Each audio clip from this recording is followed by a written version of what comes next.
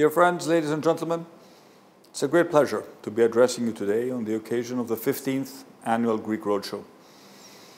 Of course, this is not the usual setup, as the pandemic has changed our world and the way we do business.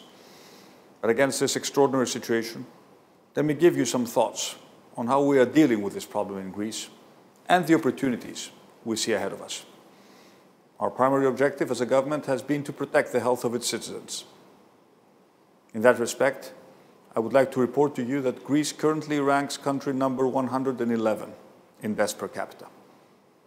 Like other countries in Europe, our country saw a second wave of COVID infections in August and early September.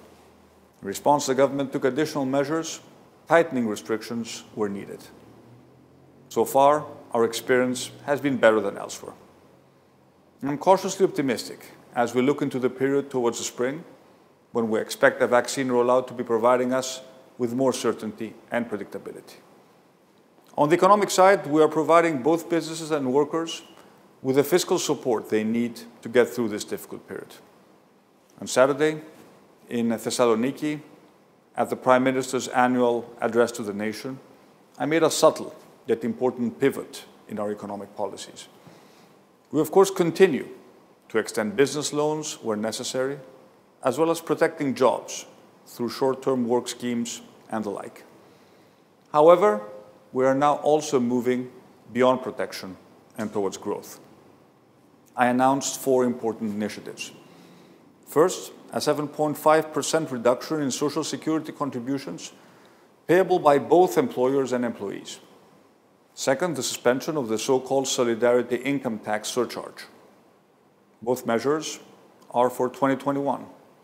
But we're confident we will find the necessary fiscal space through structural reforms to extend them beyond that.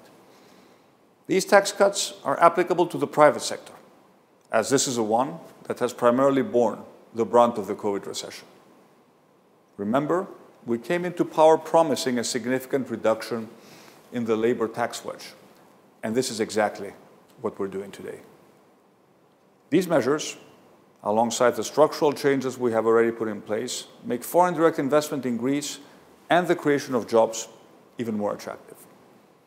In addition, we're extending accelerated depreciation allowance to include not only spending in R&D, but also investments channeled towards green and digital initiatives. Last but not least, we're building an employment bridge into the spring. The government will now fully cover Social Security contributions for a 6-month period for new jobs created by companies that are growing. Meanwhile, we're still aggressively pushing forward with our reform agenda. Our new insolvency code was published, introducing for the first time a unified framework for restructuring and bankruptcy of individual and corporate debt. This is no less than a revolution for Greece, simplifying and speeding up procedures, protecting the rights of creditors, while clearing out the so-called zombie companies and helping cement the country's entrepreneurial spirit. Autumn should see the rollout of the 5G auction and the sovereign fund we are setting up to support 5G initiatives. And we continue with our relentless effort towards digitizing the state and legislating our digital governance code. In energy, we will soon be launching the sale of a 49% stake in VEDIE, our electricity distribution network.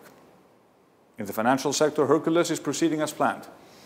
We expect the participation of all 4 banks by the end of 2020, and the scheme is on track to reduce the stock of bad loans by half. Later this year, we will publish our proposal to transition supplementary pensions from a defined benefit towards a defined contribution system. Over time, this will further support the development of Greece's capital markets. This summer, we successfully concluded negotiations for the European Union's 750 billion recovery fund.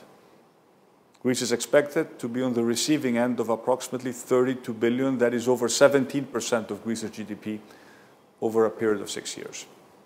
Teams are currently working hard on our national growth plan. Our priorities are green, digital, private investments and economic transformation, employment, skills and infrastructure. The plan includes both reforms and investments and is based on economic principles as outlined in a report we commissioned from a team led by Christopher Episaridis, the Nobel laureate. Ladies and gentlemen, heading into the COVID crisis, Greece was on a strong economic trajectory. When the crisis hit, analysts around the world were quick to delegate Greece back into the bottom of their global economic forecasts. Data from the first half of the year already suggests such forecasts were both hasty and wrong. Obviously, a global pandemic was not in our plans when we came to power just over a year ago. But credibility is earned in difficult, not easy times. I strongly believe global investment and talent will ultimately flow to those countries that tackled the pandemic better. And I'm confident that Greece will be one of them. In March, Greece will celebrate 200 years since its War of Independence. At that point, I want to be able to look back with pride at how my country fared through this symmetric global shock. Please join me in investing in Greece's future. Enjoy the rest of the roadshow.